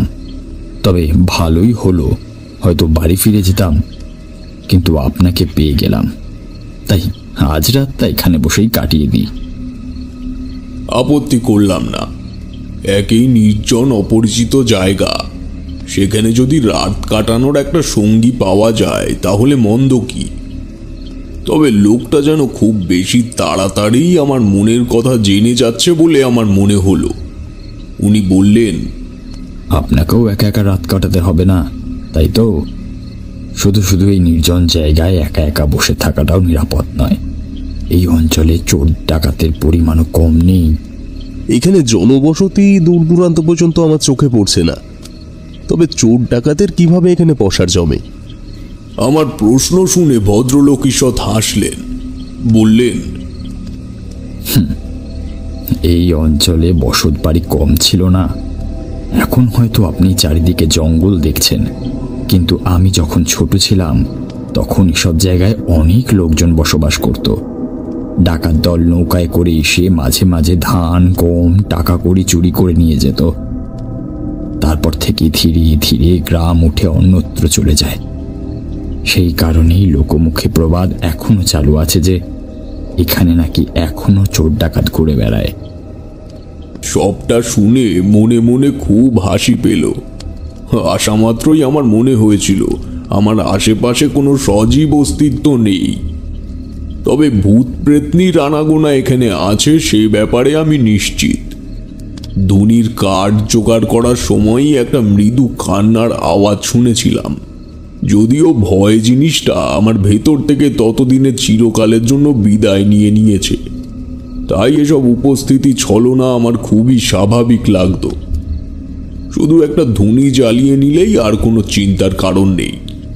হঠাৎ ভদ্রলোক আমার পেছনে তাকিয়ে বললেন, ওকে। চমকে উঠে তাকিয়ে দেখি সত্যি একটা নারীর অবয়ব আমার থেকে কিছুটা দূরে, যেখানে ধুনির আগুনের আলো গিয়ে অন্ধকারে মিশে যাচ্ছে, সেখানে দাঁড়িয়ে রয়েছে। মুহূর্তেই উঠে দাঁড়িয়ে সেদিকে এক পা দুপা করে এগিয়ে যেতেই আলো আধারিতে সেই নারীর মুখ আবছা দেখতে পেলাম। কেন জানি না মনে হলো এই মেয়েটাকে আমি চিনি। আরো একটু কাছে এগোতেই ঠিক আমার পেছন থেকে শুনতে পেলাম কেউ আমার নাম ধরে ডাকলো, তারানাথ, এদিকে আয়, আমি তোকে দীক্ষা দেব। দেখি আমার ধুনির ওপারে এতক্ষণ নীল কমল নামের যে ভদ্রলোক বসেছিল সে এখন নেই, বরং এক রক্তাম্বর পরিহিত জটাজুটোধারী সাধু সেখানে বসে ধুনির কাঠ খুঁচিয়ে দিচ্ছে। তার চোখের পাতা স্থির, মুখের অযত্নবর্ধিত পাকা দাড়ি গোঁফ নেমেছে নাভিদেশ পর্যন্ত। আমি মুহূর্তেই সেই ষোড়শী নারীর অবস্থান সম্পর্কে নিশ্চিত হওয়ার জন্য পেছনে ঘুরলাম। দেখি সে উধাও। জঙ্গলের নিকষ কালো অন্ধকারের মাঝে চাঁদের আলো এসে পড়া গাছের পাতাগুলো জড়বস্তুর মতো স্থির। মনে হলো কেমন যেন একটা স্বপ্ন রাজ্যে বিরাজ করছি। কাপা কাপা গলায় কাপালিকের উদ্দেশ্যে বললাম, বাবা, বাবা, আমায় কি দেখাতে চাইছো? আমার তো কিছুই বোধগম্য হচ্ছে না। আয়, এদিকে আয়, পাশে বস। একমাত্র ধুনির আগুনটুকুই তখন আমার ভরসা। ওটা বাদে বাকি গোটা পৃথিবীটাই আমার কাছে অপ্রাকৃতিক। পা টিপে টিপে তার পাশে গিয়ে বসতে সে বলল, আমি যে রূপে তোর কাছে প্রথম এলাম তার মৃত্যু ঘটেছে কাল। নদী পেরিয়ে ঘাটের থেকে উত্তর দিক বরাবর হেঁটে গেলে একটা শালবন পাবি। ওইখানেই এই নীলকমলের মৃতদেহ পড়ে আছে। শঙ্কর ডাকাত শেষ করেছে ওকে। সৌদা মিটিয়ে আসছিল নিশিরামপুর থেকে। ওর কাছে টাকা কড়ি যা ছিল সব কিছু কেড়ে নিয়ে ওকে হত্যা করেছে ওই শঙ্কর। পথে যখন বেরিয়েছিস পুণ্যার্থী হয়ে, তখন যা ওর মৃতদেহটা বাড়িতে পৌঁছে দিয়ে তার বিধি অবদ্ধ সৎকারের পথ সুগম কর, তোর পুণ্য হবে। আর উপঢৌকন হিসেবে তোকে ছদ্মবেশ নেওয়ার পন্থা আমি শিখিয়ে দেব। যে ষোড়শীকে তুই এখন দেখলি তাকে মাতু পাগলির মতো ভেবে ভুল করিস না। ওটাই তোর ঋণাত্মক শক্তি।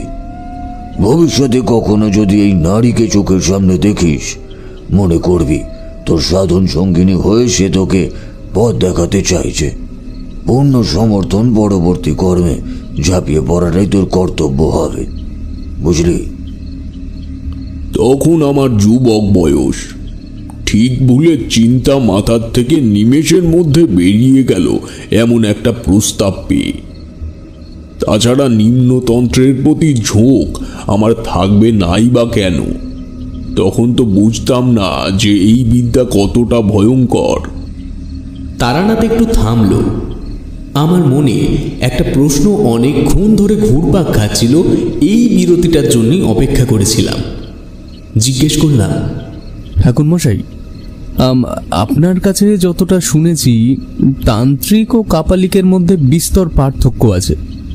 তাই কাপালিক মানেই কি নিম্নতন্ত্রের সাধক? কাপালিক শব্দটি এসেছে কপাল শব্দটি থেকে, যা দিয়ে মূলত মাথার খুলিকে নির্দেশ করা হয়। কারণ এরা মাথার খুলিকেই পাত্র হিসেবে ব্যবহার করে থাকে বিভিন্ন কাজের জন্য। কিন্তু এদের কাজের সাথে তান্ত্রিকের কর্মপ্রক্রিয়ার ভেদাভেদ বিস্তর। যেমন কাপালিকেরা শ্মশান ভূমির ছাই দিয়ে নিজেকে সব সময় আবৃত করে রাখে এবং রক্ত, মদ, মাংস দিয়ে ধর্মীয় আচার পালন করে ও শিবের ভৈরব রূপকে পুজো করে, কিন্তু তান্ত্রিকদের আরাধ্যা দেবী হলেন দশ মহাবিদ্যা, সহজ ভাষায় বলতে গেলে মা কালী। যাই হোক, সেই রাতটা কাপালিকের কাছে বিভিন্ন তত্ত্ব কথা শুনতে শুনতে কাটিয়ে দিলাম। ভোর নাগাদ কাপালিক ধুনির ছাই কপালে লাগিয়ে সেখান থেকে চলে গেলেন। আমার হাতে একটা পঞ্চগব্য লাল চেলি দিয়ে বেঁধে দিয়ে বলে গেলেন, কোনো বিপদের সম্ভাবনা বোধ করলে এই পঞ্চগব্য কপালে ঠেকিয়ে আমায় স্মরণ করবি, আমি সাহায্য করব। আমি কিন্তু এই কার্যে কোনো বিপদের সম্ভাবনার আঁচ পাইনি।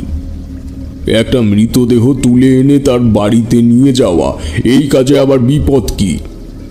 সূর্যের আলো ফোটা মাত্রই বাঁধা নৌকার মাঝি এসে উপস্থিত হলো। এখান থেকে যাওয়ার জায়গা একটাই, সেটা ওই নিশিরামপুর গ্রাম। নৌকায় চেপে বসতেই মাঝি খুঁটির থেকে দড়ি খুলে দাঁড়ের চাপে খেয়া সরিয়ে আনলেন জলের ওপর। যেতে যেতে মাঝির সাথে কম বেশি কথা হলো। তাকে বললাম কাজ শেষ করে তার নৌকাতেই আবার ফিরব। সে আমায় ওখানে চোর ডাকাতের বিষয়ে বেশ সতর্ক করতে থাকলো। কথায় কথায় জানতে চেষ্টা করছি নীলকমল নামের কাউকে সে চেনে কি না, কিন্তু ওভাবে তো বলা যায় না যে আমি নীলকমলের মৃতদেহ আনতে ছুটছি, তাহলে সে আমায় অন্য কিছু ভাবতে পারে। অগত্যা এটা সেটা বলতে বলতে পৌঁছে গেলাম নিশিরামপুর ঘাটে। ইতিমধ্যে মাঝির সাথে বেশ সাক্ষাৎ জমে গেছে।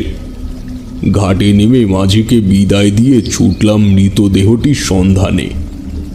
বেশ অনেকটাই পথ এগিয়ে যেতেই দূর থেকেই দেখছি নদী পার সংলগ্ন শালবনের মধ্যে গত রাতের সেই একই বসন পড়া এক লোকের মরদেহ।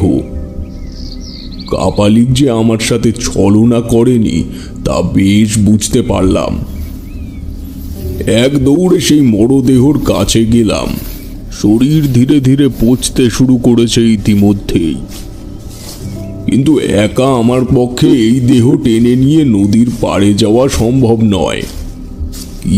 কি করি ভাবছি, মনে হলো মাঝিকে আমার ডাকতে হবে, তাহলে এই মৃত শরীর বাইতেও আমার সুবিধা হবে, আর ওদিকে কারো বিশেষ কোনো সন্দেহ হবে না।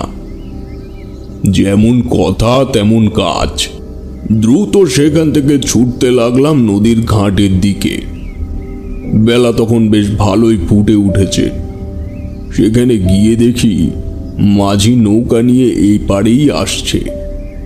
হাত ইশারা করে তাকে আরো দ্রুত এসে পৌঁছাতে বললাম। সে নদীর তীরে নৌকা ভিড়াতেই বললাম, ও মাঝি ভাই, এদিকে এসো, তাড়াতাড়ি এদিকে এসো। আমায় অমন ছটপট করতে দেখে মাঝি বেশ বুঝতে পারলো কিছু একটা গোলমাল অবশ্যই হয়েছে। তাড়াতাড়ি আমার কাছে এসে বলল, কি হয়েছে সাধু বাবা?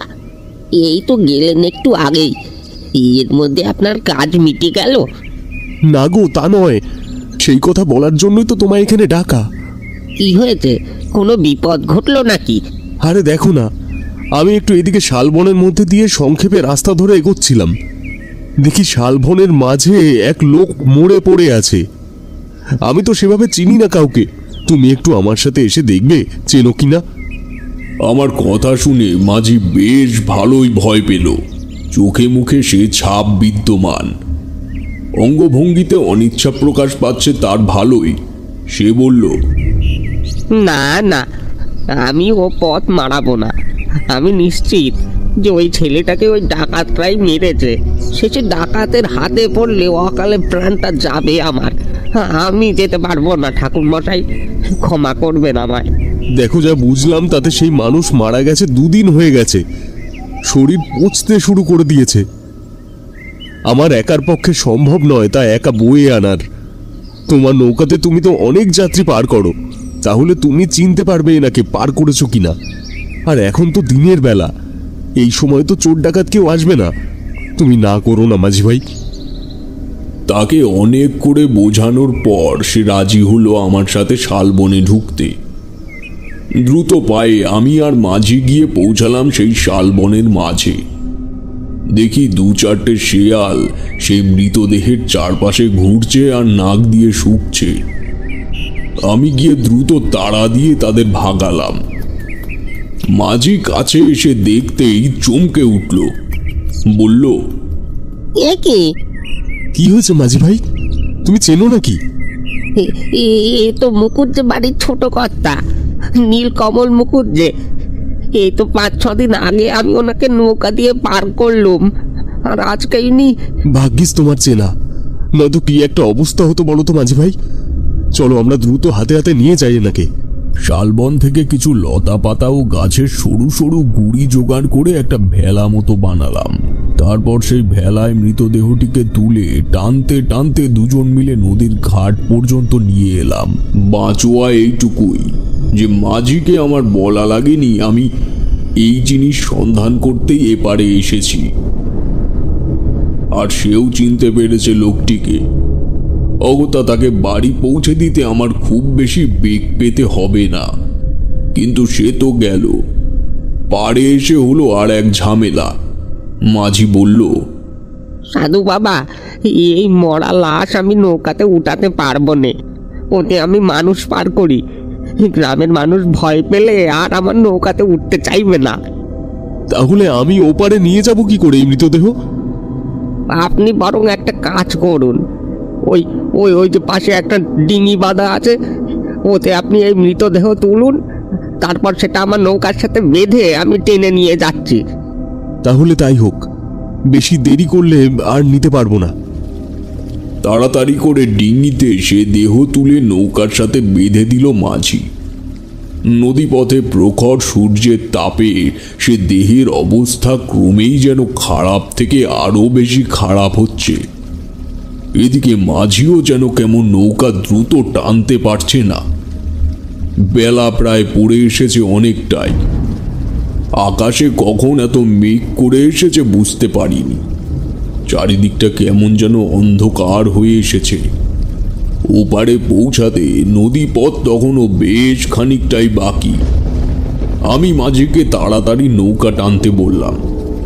মাঝিও তার সমস্ত শক্তি দিয়ে সে কাজ করছে, কিন্তু কোনো মতেই যেন নৌকা দ্রুত সেখান থেকে সরছে না। বুঝলাম বিপত্তি কিছু একটা ঘটবে এখানে। তোমরা জানো কিনা জানি না, মৃত শরীর বহন করতে গেলে কিছু না কিছু ভূতের কাণ্ড ঘটে। হ্যাঁ, যদিও সেটা পরিস্থিতি এবং ক্ষেত্র বিশেষে। তবে নদীপথ বা কোনো শুনশান জায়গা যেখানে জনমানবের সংখ্যা নিতান্তই নেই বললেই চলে, সেই স্থানের প্রকোপ কিঞ্চিত বেশি হয়। ঘটনাচক্রে এখানেও হয়েছে সেই একই পরিবেশের উৎপত্তি। এত দীর্ঘ স্রোতঙ্গিনী, তার উপরে মানুষ বলতে কেবল আমি আর মাঝি, দুজনে একটি মৃত শরীর নিয়ে যাচ্ছি ওপারে। যে মৃত্যু কিনা হয়েছে আবার অপঘাতে। এমতো অবস্থায় কোনো অতি প্রাকৃতিক ঘটনা যে ঘটবে না এমন চিন্তা করাও বৃথা। ইতিমধ্যে আকাশ একবার গম্ভীরভাবে ডেকে গুড়ি গুড়ি বৃষ্টিও শুরু হলো। তখন আমরা মধ্য নদীতে, আর এমন রাত দুপুরে যে গন্ডগোল কিছু একটা ঘটবে তার আজ আমি বেশ ভালোই বুঝতে পারছি। মাঝিকে বিষয়টা বুঝতে দেব না বলে ভাবছিলাম তার মনোসংযোগ অন্যদিকে ঘুরিয়ে দেব। এমন সময় মাঝি বলল, এই জন্য আমি আপনাকে বলেছিলাম ওই মরা লাশ নিয়ে আমি নৌকা পার করবো নে। একে তো অপঘাতে মৃত্যু, তার উপর আবার বৃষ্টি, মেঘ। আমি আমি আমি মরলে যে আমার বউ বাঁচবে না খেতে পেয়ে মরে যাবে ঠাকুর মশাই। তুমি এত উতলা হইও না মাঝি ভাই, আমি আছি তো। আমি থাকতে তোমার কোনো ভয় নেই। আপনার উপরে ভরসা করেছি, তাই তো আমি নিয়ে আসলাম। কিন্তু কিন্তু এখন তো দেখছি উল্টে বিপদে পড়ে গেলাম। আমি তো নৌকা নিয়ে এক হাতও এগোতে পারছি না। ফিরবো কি করে এখন আমরা ওপারে? আমি বেশ ভালোই বুঝলাম কাল রাতে কাপালিক আমায় কোন বিপদে পড়ার কথা বলেছিলেন। সত্যি আমার তখন মাথায়ও ছিল না যে এর আগেও বেশ কয়েকবার আমায় এরকম বিপদের সম্মুখীন হতে হয়েছে, যেখানে প্রায় মৃত্যুকে খুব কাছের থেকে আমি দেখতে পেয়েছি। কিন্তু যতই তাড়াহুড়ো হোক না কেন, আমি এই ভুলগুলো কিভাবে করলাম? ধীরে ধীরে পরিস্থিতি যেভাবে হাতের বাইরে চলে যাচ্ছে, তাতে এখানেই বড় সড়ো একটা দুর্ঘটনা ঘটতে খুব বেশি সময় নেবে না। চারিদিকের প্রকৃতিকে ঘনায়মান কালো মেঘ শীতের চাদরের মতো ঘিরে ধরেছে। ধীরে ধীরে চারপাশের পরিবেশ তার ভয়ঙ্কর রূপের দিকে অগ্রসর হচ্ছে। হঠাৎ করে গুড়ি গুড়ি বৃষ্টির সঙ্গে যুক্ত হলো ঝোড়ো হাওয়া। ততক্ষণে মাঝি আর একটুও দাঁড় বেয়ে নৌকার সামনের দিকে এগোতে পারছে না। তীব্র ঝোড়ো হাওয়ায় নৌকা এবং ডিঙি সমান তালে ডানে বায়ে দুলছে। নদীতে তখন সে কি ঝড়, ভয়ে মাঝি প্রায় কুঁকড়ে যাওয়ার মতো অবস্থা। এদিকে নৌকা এবং ডিঙি এত জোরে জোরে দুলছে যে সেখানে বসে থাকা প্রায় অসম্ভব হয়ে পড়ছে। মাঝি দাঁড় ছেড়ে দিয়ে নৌকার দুটো অংশ শক্ত করে ধরে রেখেছে। তার চোখে মুখে জমের হাতছানি, এই বুঝি তার প্রাণটা নিয়ে গেল কেউ। মাঝি গলা ঝেড়ে চেঁচিয়ে ডাকছে কারো সহায়তা পাওয়ার জন্য, কিন্তু শুনশান এ জলধারার দূর দূরান্ত অবধি কোনো প্রাণের স্পন্দন যেন উকি মারতে চাইছে না। মাঝি নৌকার সাথে ডিঙির সংযোগ সূত্রটুকু ছিন্ন করে পালিয়ে যেতে চাইছে, কিন্তু তরঙ্গের ভয়ঙ্কর দোলাচলে সে নৌকার সাথে তার হস্তবন্ধন কিছুতে মুক্ত করতে পারছে না।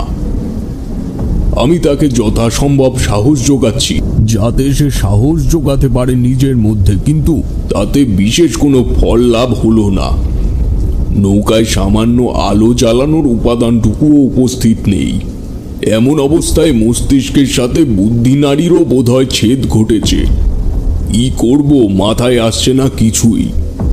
আমি ভুলেই গিয়েছি যে কাপালিক আমায় বিপদের থেকে বাঁচার উপায় সাথেই দিয়েছেন।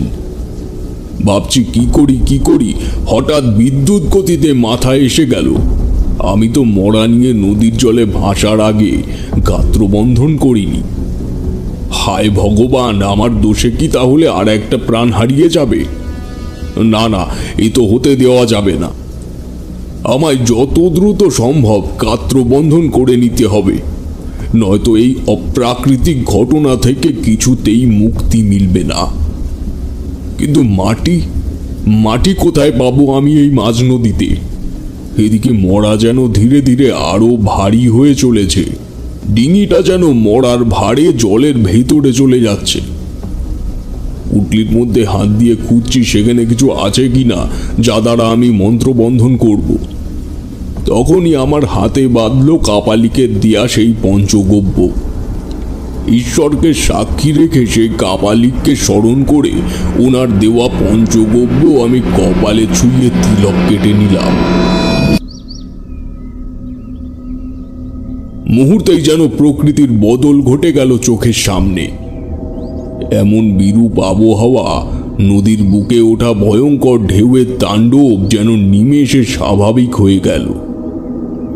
কিছুক্ষণ আগে যে প্রকৃতি রুদ্র তাণ্ডব করছিল, ক্ষণ বিলম্বে তা যেন মা সন্তোষীর মতো সদা শান্ত হয়ে গিয়েছে। মাঝি বলল, কি হলো এটা সাধু বাবা? মুহূর্তে কি করে সব এমন শান্ত হয়ে গেল? ভগবান সহায় আছে আমাদের। সেই ছোট থেকে বাবার সাথে নৌকা নিয়ে যাত্রী পার করি, কিন্তু কোনোদিনও এমন কাণ্ড চোখে দেখিনি। শুনেছি এমন হয়, আজ বাস্তব দেখলুম। অবশেষে বাকিটা পথ নির্ঝঞ্ঝাটে পার হলাম। ওপারে পৌঁছে দেখি বেশ কিছু লোক নদীর ঘাটে জড়ো হয়ে দাঁড়িয়ে আছে। বোধহয় মুকুজ্জে বাড়ির সদস্য তারা। ঘাটে নৌকা ভিড়াতেই সবাই প্রায় হুমড়ি খেয়ে এসে পড়ল নৌকার ওপর। তাদের মধ্যে একজন বলল, ঠিকই ধরেছিলাম, ছোট কর্তার আসতে তো কোনোদিনও এত দেরি হয় না। নিশ্চয়ই ডাকাতের কবলে পড়েছিল, তাই অকালে প্রাণটা হারালো। এবার গিন্নিমাকে কি বলে জবাব দেবে সবাই? হ্যাঁ, হিন্দু মতে সব দেহ দাহ করা মহাপুণ্যের কাজ। এমন অবস্থায় পড়ে গেলে কখনো দাহ কাজ সম্পন্ন না করে আসতে নেই, তাই সবার সাথে গেলাম।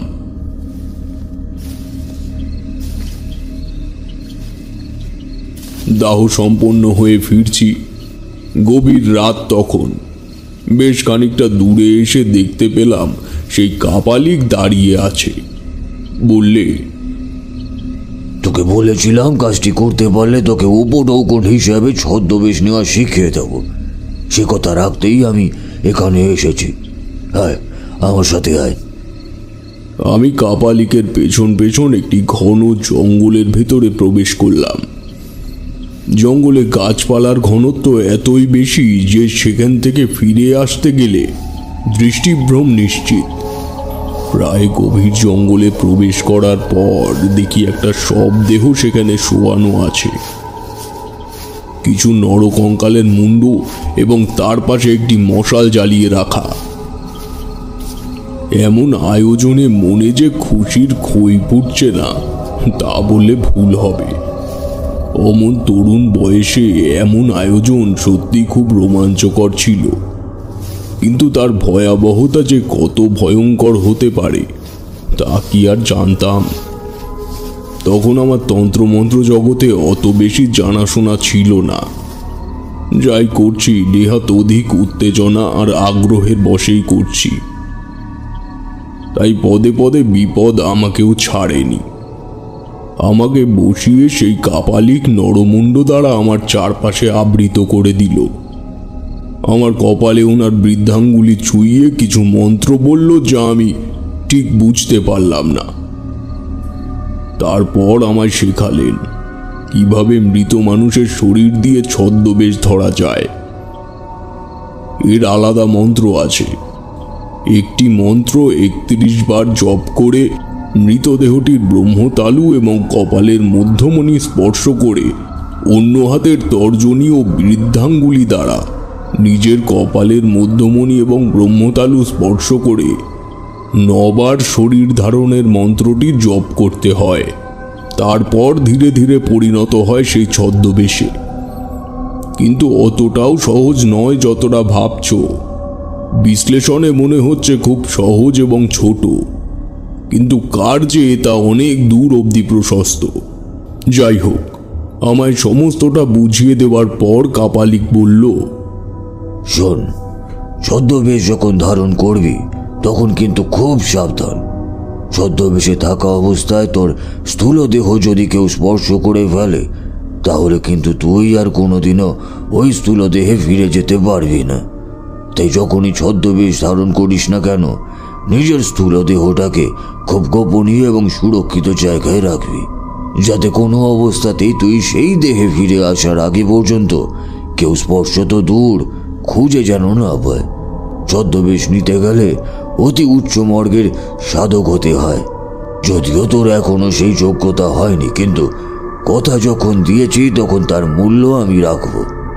এই তো গেল তুই কিভাবে দেহের মধ্যে প্রবেশ করবি, এবার তুই কিভাবে। ওনার কথা শেষ হওয়ার আগেই আমি ওনাকে থামিয়ে দিয়ে বললাম, আপনি যেমন বলেছেন তেমনই হবে। আমি আপনার কাছে অতি কৃতজ্ঞ যে আপনি আমাকে এমন অবিশ্বাস্য কিছু শেখালেন। ধন্য, আপনি ধন্য। শেষ তো করতে দিলি না আমায়, তবে দেখিস বিপদ যেন না আসে। আর অবশ্যই যদি কোনো বিপদে পড়িস তাহলে মাতু পাগলিকে স্মরণ করিস। আশা রাখি সে তোকে বিপদ থেকে রক্ষা করবে। যা, এবার তোর গন্তব্য যেখানে যাওয়ার সেখানেই যা।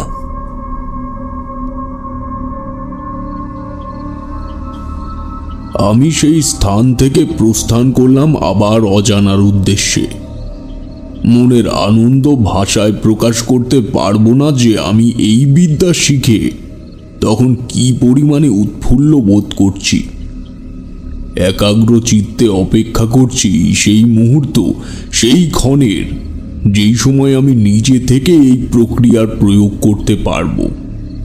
কিন্তু সে অপেক্ষার দিন এতটাই বর্ধিত হয়ে গেল যে আমি ধীরে ধীরে নানাবিধ কর্মের সাথে যুক্ত হতে হতে এক প্রকার ভুলেই গেছিলাম আমার এই অপার্থিব ক্ষমতার কথা। তারানাথ চুপ করল। তার চোখের দিকে তাকাতে এখন কেন জানি না রীতিমতো ভয় করছে, কিন্তু তার চাহনিতে কিন্তু অর্জিত ক্ষমতা বা প্রাপ্তির কোনো দীপ্ততা চোখে পড়ল না। কৌতূহলী হয়ে প্রশ্ন করলাম, তাহলে কি আপনি সে ক্ষমতা প্রয়োগ করার সুযোগ কোনোদিনও পাননি? আর আপনি তো এমনি এত শ্মশানে মশানে থাকতেন, তা এর মধ্যে এমন কোনো মৃতদেহ পেলেন না যার সঙ্গে আপনি এই শক্তি প্রয়োগ করে দেখতে পারেন? তারানাথ নিঃশব্দে মাথা নাড়ল, খানিকক্ষণ চুপ করে থেকে বলল, মৃতদেহ হলেই হবে না, সেই দেহে বিশেষ কিছু লক্ষণ না থাকলে তার শরীর ব্যবহার করা সম্ভব নয়। যেমন মৃতদেহের দুই পায়ের বুড়ো আঙুলের সাথে তার পাশের আঙুলটির উচ্চতা বড় হতে হবে, চিবুকে কিঞ্চিত ভাঁজ আছে কিনা নজর রাখতে হবে, এবং বিশেষ করে তার মধ্যে ভৈরব বা ভৈরবী হওয়ার লক্ষণ বর্তমান থাকতে হবে। এ মোটেই সহজ কাজ নয়। তবে আমার সাথে যে ঘটনা ঘটেছিল সেই অভিজ্ঞতার কথা মনে পড়লে আজও একান্তে শরীরের ভেতরটা কেঁপে ওঠে। ওয়াইরাগাছি নামক একটি হল্ট স্টেশন থেকে এক ভক্তের বাড়িতে ব্রাহ্মণ ভোজন করে ফিরছি। আকাশে সেদিন সকাল থেকেই বেজায় মেঘ জমে গেছে। বৃষ্টি হওয়ার আগে যেমন এলোপাথারি ঠান্ডা হাওয়া বয়ে আসে, তেমনটাই চলছে প্রায় ঘন্টা দুয়েক ধরে। মূল রাস্তা পর্যন্ত একজন বয়োজ্যেষ্ঠ ব্যক্তির সাথে কথা বলতে বলতে এলাম। তারপর সে আলাদা হয়ে তাড়াহুড়ো করে বাড়ির দিকে চলে গেল। আমাকেও সাধল, কিন্তু অতিথি সেজে এক বাড়ির থেকে সবে মাত্র বেরিয়ে এলাম, তখন কি আর চক্ষু লজ্জা ত্যাগ করে আবার অন্য বাড়িতে যাওয়া যায়? অগত্যা কিছু দূর হেঁটে একটা মোটা বট গাছ দেখে সেখানেই পুটলি পেতে বসে পড়লাম। আকাশ দেখলে মনে হয় কোনো এক বিশেষ সময়কে তলিয়ে দেওয়ার জন্য পরমেশ্বর কোনো রকমে বৃষ্টিটা আটকে রেখেছেন। মিনিট 10 কাটতে না কাটতেই শুরু হলো গুড়ি গুড়ি ছাগল তাড়ানো বৃষ্টি। এমন সময় লক্ষ্য করলাম গুটি কয়েক যুবক ছেলে একটি মরার খাটুলি কাঁধে বাঁধিয়ে দ্রুত গতিতে এই বটগাছের দিকে এগিয়ে আসছে। বুঝলাম এই গাছের ছাউনিকেই গন্তব্য বানানোর জন্য তাদের এই ব্যস্ততা। আমি উঠে দাঁড়িয়ে তাদের জায়গা করে দিলাম। খাটুলি নামিয়ে তারা নিজেদের মধ্যে কথা বলতে লাগলো। তাদের মধ্যে একজন বলল, দূর দূর, এ লক্ষ্মীর মেয়ে মুড়েও শান্তি দিল না। হ্যাঁ, এবার কাঠ পাওয়া যাবে বলতো? কাপড়টা সরিয়ে দেখ তো, দাটা আনা হয়েছে কিনা, নাকি আবার ব্যস্ততায় ফেলে আসলাম কে জানে। আরে অসুবিধা নেই, পাশের চালায় কাঠ থাকে, ও একটু কেটে ছেটে ঠিক করে নিতে হয়, ও কোনো ব্যাপার না। প্রথম ছেলেটি গিয়ে মরার পায়ের কাছের থেকে সাদা কাপড়টি তুলে বলল, হ্যাঁ হ্যাঁ, দা আছে এখানে। বলে আবার কাপড়টা উপরে টেনে দিল ঠিকই, কিন্তু মৃতদেহের দুটি পায়ের পাতা সে অযত্নে ঢাকা পড়ল না, এবং একই সঙ্গে আমার বিস্মিত চোখ আটকে গেল সেই পায়ের আঙুলে। কাপালিকের কথা মতো এই মৃতের বুড়ো আঙুলের থেকে তার পাশের আঙুল দুটি অপেক্ষাকৃত বড়। তৎক্ষণাৎ আমার মাথায় বদবুদ্ধিটা জেগে উঠল। মনে মনে সংকল্প করলাম, যেভাবেই হোক আমি এই মৃতের দেহে বাদ বাকি চিহ্নগুলি বর্তমান আছে কিনা একবার মিলিয়ে দেখবই। বৃষ্টির পরিমাণ তখন বেড়েছে। সব যাত্রীদের মুখেই শুনলাম শ্মশান এখান থেকে বেশি দূর নয়, আর মিনিট 5 চোট পায়ে হাঁটলেই সেখানে পৌঁছানো যাবে। বৃষ্টি ছ্যাঁক দিল আরো ঘন্টাখানেক বাদে। ছেলের দল খাটুলি কাঁধে বাঁধিয়ে হরি নাম করতে করতে বেরিয়ে পড়ল। আমিও খানিক বিলম্ব করে পিছু নিলাম। শ্মশানে অনেক ঘুরেছি জীবনে, কিন্তু এই পায়রাগাছি শ্মশানের পরিবেশ আমার জীবনে ফেলে আসা ভয়ঙ্কর প্রেক্ষাপটগুলির মধ্যে অন্যতমভাবে স্থান করে নিল। মনে হলো জঙ্গলের মাঝে একটি স্থান পরিষ্কার করে গ্রামের মানুষের অন্তিম সংস্কারের জন্য একটু জায়গা তৈরি করা হয়েছে। পাশে অসহায়ের মতো পড়ে আছে একটা সুতোর মতো মরা নদী। আমি অপেক্ষাকৃত ঘন একটি জঙ্গলের আড়ালে একটা উঁচু টিলা মতো জায়গায় বসে ওদের কাজকর্ম দেখতে লাগলাম। মরা পোড়ানোর আগে কিছু প্রাথমিক আচার সারতে হয়, সেখানেও মিনিট 30 সময় লাগে। আমি ঠিক করেছি ওই সময়টুকুর মধ্যেই সমস্ত বিষয়টা পর্যবেক্ষণ করে নেব। মরার কাছে একজনকে রেখে বাকি ছেলের দল পাশের একটি ছোট্ট চালা ঘরে ঢুকলো। সেখানে কয়েকটা মোটা মোটা কাঠের গুঁড়ি পড়ে রয়েছে, তার থেকে চেলা কাঠ বের করে চিতা বানানোর প্রস্তুতি চলছে। চারিদিকটা এমনভাবে অন্ধকার হয়ে এসেছে যে সময়ের আঁচ পাওয়া যাচ্ছে না। হঠাৎ বৃষ্টি এলো আবার মুষলধারে। সব যাত্রীর দলের মধ্যে থেকে একজন বলে উঠল, ওরে অমল, ভিতরে চলি আয়, বাইরে দাঁড়িয়ে ভিজবি নাকি? মরা পাহারা দেওয়ার ছেলেটা মাথার উপরে 2 হাত দিয়ে ছুটে চলে গেল চালার নিচে। কথায় আছে না, মন থেকে যদি কিছু চাওয়া হয় তাহলে যেভাবেই হোক একটা না একটা সুযোগ তার হাতে আসবেই সেই ইচ্ছেটাকে পূরণ করার। শুধু সেই মুহূর্তের সঠিক ব্যবহারটা খুব প্রয়োজন। ক্ষমতা পরকের মোহ আমায় তখন আষ্টে পিষ্টে ঘিরে ধরেছে। কোথার থেকে এমন অমানসিক শক্তি পেলাম জানি না। মনে হলো আমি এখন যদি মরার কাছে গিয়ে দাঁড়াই তাহলে আমায় ওরা কেউ দেখতে পারবে না। পা টিপে টিপে জঙ্গল থেকে বেরিয়ে খাটুলির দিকে এগোচ্ছি। মাটি ছেদ করে দেওয়া বৃষ্টির সাথে তখন যুক্ত হয়েছে ঝোড়ো হাওয়া। যে স্থানে মরাটিকে রাখা আছে চালাঘর থেকে সেটাকে পর্যবেক্ষণ করা সম্ভব নয়। ওই যে আগেই বললাম, দেখলে মনে হয় শুধু মরা পোড়ানোর জন্যই এই জায়গাটি পরিষ্কার করা হয়েছে। আশেপাশের ঘাসের উচ্চতা আমার মাথা ছাড়িয়ে আরো 1 হাত। লক্ষণ প্রতিলক্ষণ এই সমস্ত কিছুর উপরেই তন্ত্রশাস্ত্র নির্ভর করে। মনের উন্মাদনা তখন এই পর্যায়ে পৌঁছিয়ে গেছে যে মৃতের দেহের লক্ষণ পর্যবেক্ষণ করে আমার সমস্ত কার্য সম্পন্ন করতে খুব বেশি সময় লাগলো না। এবার আমি আর পূর্বের জঙ্গলে ফিরলাম না। খানিকটা সংযত হয়ে পায়ে হেঁটে একটা নিরাপদ জায়গা বুঝে দৌড় লাগালাম আরও একটু ঘন জঙ্গলের দিকে। শরীরের ভেতরে কিন্তু তখন থেকেই একটা অস্বস্তি বোধ করছি। মাথার শিরা দপদপ করে কাঁপতে শুরু করলো হঠাৎ। মধুসুন্দরী দেবী প্রথমবার যখন আমার সামনে উপস্থিত হয়েছিল তখন ঠিক এমন শারীরিক অস্থিরতা অনুভব করেছিলাম। বুঝতে পারলাম খুব শীঘ্রই চেতনা হারাবো আমি। চোখ খুলে দেখি আমি পড়ে আছি সেই নির্দিষ্ট স্থানে। আমার দেহের ভেতরে প্রাণের সঞ্চার নেই, অর্থাৎ আমি সূক্ষ্ম দেহে প্রবেশ করেছি এবং ঠিক আমার সামনে নিথর হয়ে পড়ে আছে আমারই স্থূল দেহ। নিজের মনে বিশ্বাস করতে পারলাম না যে আমি এই কার্যে সফল হয়েছি। তবে নিম্ন সাধনার সঙ্গে যে চিন্তা ভাবনাও নিম্নবর্তিত হয় তা জানা ছিল না। ঠিক করলাম তাদের একটু ভয় দেখাবো, কিন্তু সেটা করতে গিয়েই হলো বিপত্তি। পরিকল্পনা মাফিক সেই চালাঘর সম্মুখিত জঙ্গল থেকে বেরোনো মাত্রই ছেলের দলের দৃষ্টি পড়ল আমার দিকে। তাদের মধ্যে একজন বলল, ওই ওই ওই দেখ, লক্ষ্মীর মেয়ে না? হ্যাঁ হ্যাঁ, তাই তো, লক্ষ্মীর মেয়ে তো। ধর ধর ধর ধর ধর।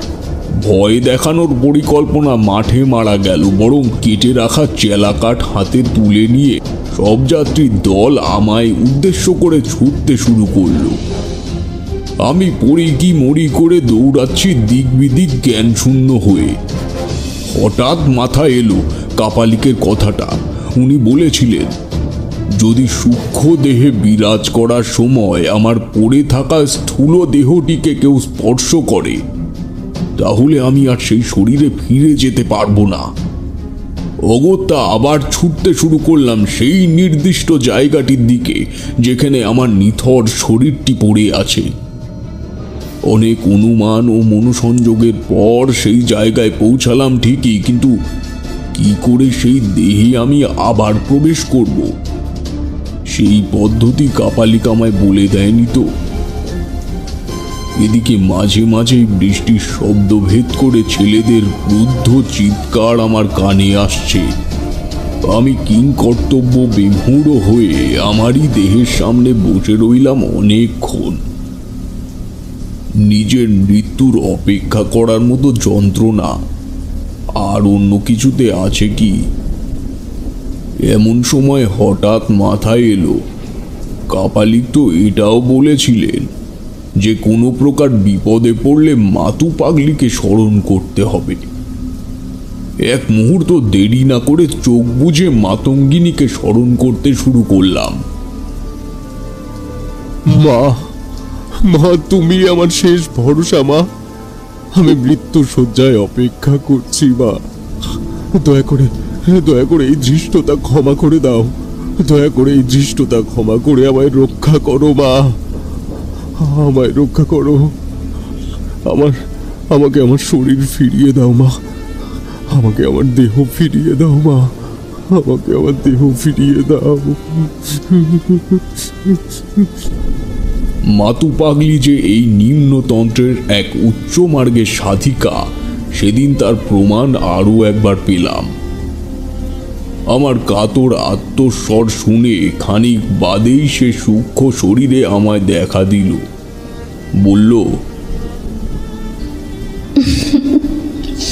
নিম্নতন্ত্র শিখতে গেছো?